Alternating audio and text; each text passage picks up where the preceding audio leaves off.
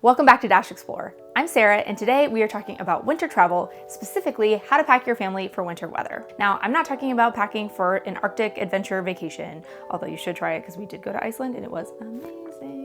But this is just how to pack your family for those colder months of the year, anytime from November through March, depending on where you're going, and how to pack what you need while also being efficient with your space. And I am speaking from experience here because we have gone on 4 international vacations in the last 6 years, including Italy in February of 2019, Iceland in February of 2022. We took our girls to Paris and Germany in December of 2023, and then we most recently went to London in November of 2024. So we apparently have a very specific window of time that we like to travel in, but I have learned a lot from these vacations, and I hope that these tips will help you as you pack for your upcoming winter vacation. So my tip number 1 is to use packing cubes. You should be using this regardless of what time of year you are traveling in, but packing cubes are such a big help when it comes to packing for winter travel. You are bringing a lot bigger, bulkier items, and using the packing cubes can really help you condense those big jackets, big sweaters down into a much smaller space. I also really love using packing cubes because you can separate all of your clothes from all of your winter gear, specifically hats, scarves, gloves, coats, any of that stuff you're gonna need for that colder weather.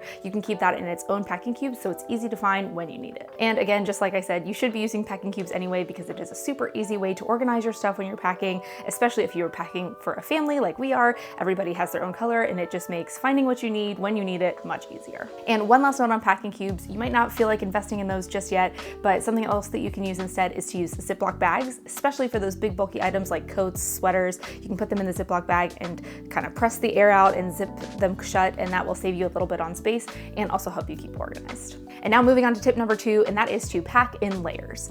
When we went to Paris a couple years ago, it was cold and we weren't really prepared for the cold. I think the weather kind of shifted right before we left, but I was smart enough to make sure that for every day that we were there, I packed the girls a base layer, and that consisted of a top. So for Delaney, who was 11 months old, she had a onesie and Haley had a dress. They had a pair of leggings and a pair of socks. So they had 4 or 5 of those base layer combinations that could be worn under anything. Then secondly, I packed a next layer, which they both had a pair of cozy leggings. I brought 2 or 3 for each girl, not as many as their base layers because they were gonna go over top of their leggings. And we just buy the ones from Target that are fleece lined and definitely help to keep them a little bit warmer. And then in addition, in that second layer, that each girl, I had brought 2 sweatshirts for them to wear as a second layer over their base layer, but under their jackets. So again, the sweatshirts could be worn multiple times. They weren't gonna get quite as dirty, but was definitely something that was gonna help to keep them warm. And also in that second layer, I included an extra pair of socks, like longer pair of socks that could be worn over their smaller socks, just to keep their ankles warm and provide a little bit more protection for their feet. And finally, layer number 3, they both had their jackets. I brought hats for both girls, a pair of gloves, and Haley brought a scarf. Delaney was a little bit too small for a scarf, but I made sure that they had all those extra layers to try to keep them warm. You're gonna wanna pack more of those base layer clothes, a little bit less of the second layer, and then you should only need 1 set of hats, gloves, coats, scarves, etc. And by packing in these layers, you can put things on when it's really cold in the morning, take them off as it warms up throughout the day, and then put everything back on again at night if you need to. So make sure you pack a bunch of different layers, things that can stack on top of each other, and that will help to keep your kids warm and yourself when you are going on a winter vacation. And next up is tip number 3, which is do not be afraid to buy more clothes. Like I just said, our Paris trip was so cold. And we knew this within the first day of being there. We were going to the Christmas markets at night, so we were out when the sun was down. And although we did pack all those layers and we had a lot of options, it still really wasn't enough. And we actually saw a bunch of babies in the Christmas markets on that first night wearing these one-piece snowsuits that just looked so cozy. And we were like, oh, maybe we should get Delaney one of those. We went as far as looking for them in the store, saw them, and we were like, I don't really think we need them. That was a mistake because we were outside, we were at Disneyland Paris, we were at Christmas markets, we were exploring all these cities, and as much as we tried our best to keep her warm, she really was not as warm as she could have been. And I really regret not just committing and buying more clothes, but keep your children warm. Do not be afraid to buy more clothes. It is a very simple solution. Buy a bigger jacket, buy an extra sweatshirt, buy something that can help to keep your kids warm, because the warmer they are, the happier they're gonna be, and the more fun adventures you're gonna get to go on. So learn from our mistakes and do not be afraid to buy more clothes while you're traveling if you need them. Moving on to tip number 4, and that is to pack blankets. So this was not something that I intentionally sought out to do. It was just kind of something that I stumbled upon.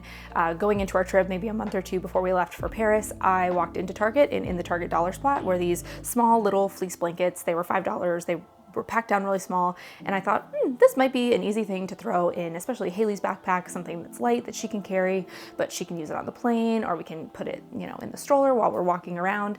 And we used this thing every single day. It was very much worth the $5.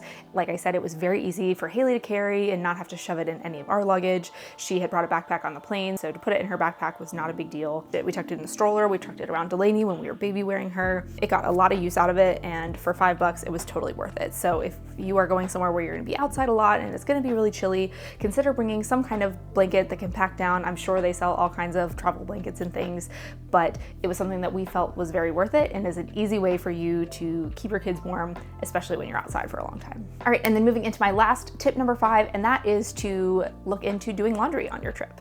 So we were really fortunate on this Paris trip. We were staying with some of our friends from college in Germany and that end part of our trip, and they live in Germany. So they have a house with a washing machine, and we just knew we only needed to pack 4 to 5 days worth of base layers and clothes to wear because we were gonna be able to do laundry on day 5 and have enough clothes for the rest of our trip. So that was a huge relief and something that I just had not really thought about doing on a trip before. And now it's something that I kind of seek out when we travel. So if you are staying in an Airbnb or any kind of apartment, you can try to filter your results by places that have washing machines. Do keep in mind that a lot of international places do not have dryers. So if you are going to be doing laundry, make sure you have enough time to do the laundry and let it air dry before you need to leave, because you don't want to be walking around with wet clothes as you're traveling from place to place. And you can also find an old-fashioned laundromat. You can find them in almost any major city, and it's a very easy way to be able to pack a little bit less and rewear stuff on your vacation. So definitely look into that for your next trip. Okay, and I have 2 last things to keep in mind as you're going into your winter trip. And the first one is to make sure that you check the weather. Weather can change really rapidly, it can change really drastically, and so make sure that every day you are checking the weather. Even the day you leave for your trip, check that weather one more time and do your best to make adjustments as you need to. Like I said, the weather is crazy, so just make sure you're staying on top of that. Check the weather for all the places you're going to, because there can be a really drastic change between locations if you're moving to a couple spots. So stay on top of that weather app and do your best to prepare accordingly.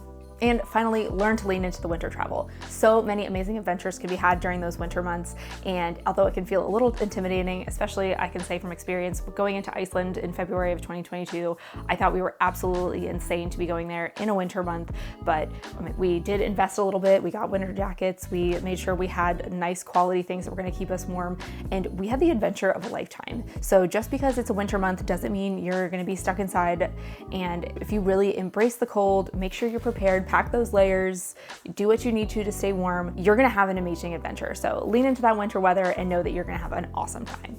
Oh, one more thing that I want you to keep in mind while you are actually out and about on your trip is that if you are pushing your child in a stroller or they are standing up on the glider board, they are not moving around like you are. You're walking through the city, you're pushing things, you're keeping your body warm, you're moving, but your children are not. So they aren't getting that activity, that movement to help keep their bodies warm. So you might be feeling really warm, but your kids might not be as warm as you are because they're just sitting still. So maybe try to stop and take breaks, let them run around, or even hold their hands and have them walk a little bit with you. They may not love it, but it is gonna be a way to keep them a little bit warmer. So just keep that in mind while you're out and about on your trip. Thank you so much for tuning in today. I hope that this was helpful and will make packing for your winter trip just a little bit easier. And if you did find it helpful, I would so appreciate it if you could give this video a like or leave a comment on what you found the most helpful or any other tips that you might have for packing for winter travel. I would so love to learn from you all. And if you want to follow along for more family travel tips or more of our family travel adventures, make sure you hit the subscribe button and ring the notification bell so that you can get notified when we post new videos.